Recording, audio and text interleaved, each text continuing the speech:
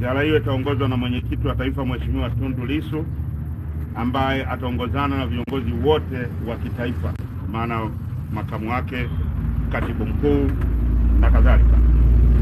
Ni ziara maalum kwa ajili ya uzinduzi wa operesheni za chama, ikiwemo no reform no election, ambayo mmekuwa mnaisikia na madhumuni yake ni nini.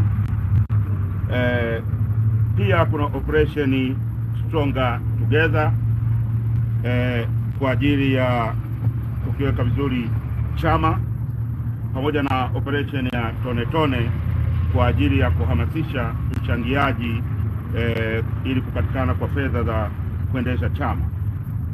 Ratiba ya mikutano hii itaanza tarehe 23 Machi kwa uzinduzi utakaofanyika Mbeya mjini, viwanja vya Rwanda Nzovwe. Ziara hii itakuwa na ruti mbili.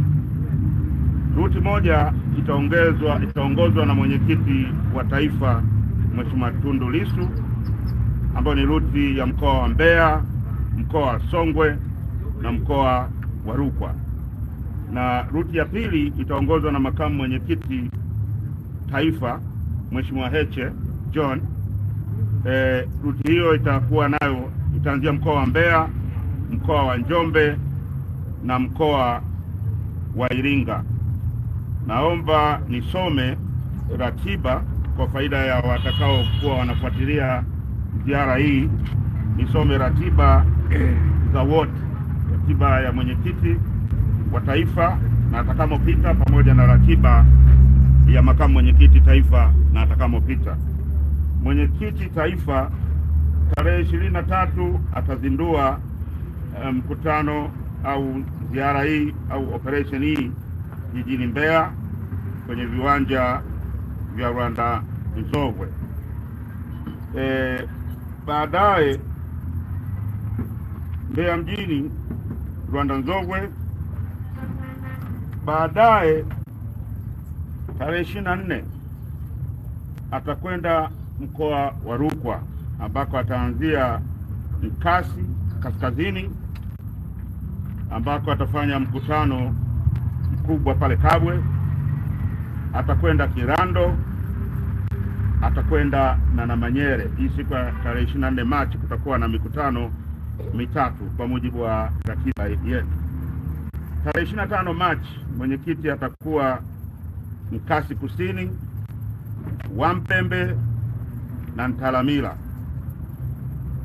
ambako atafanya mkutano mkubwa wa hadhara Wampembe, lakini Ntalamila atapita mapema wakati anaelekea Wampembe kwa ajili ya kufanya mkutano pia pale na wananchi na wanachama. Tarehe 26 atakuwa Kalambo Matai asubuhi, na mchana mpaka jioni atakuwa Sumbawanga mjini, ambapo kutakuwa na kikao cha ndani mchana Sumbawanga mjini, lakini jioni kutakuwa na mkutano wa hadhara Sumbawanga mjini pia. Tarehe 27 atakuwa bado Rukwa, ambako ndio atakuwa anatoka Rukwa sasa atafanya mkutano Kwela saa 4 asubuhi, na jioni atakuwa ameingia mkoa wa Songwe, ambapo atafanya kikao cha ndani Tunduma mchana, na jioni atafanya mkutano wa hadhara kuanzia saa 9 pale pale mjini Tunduma.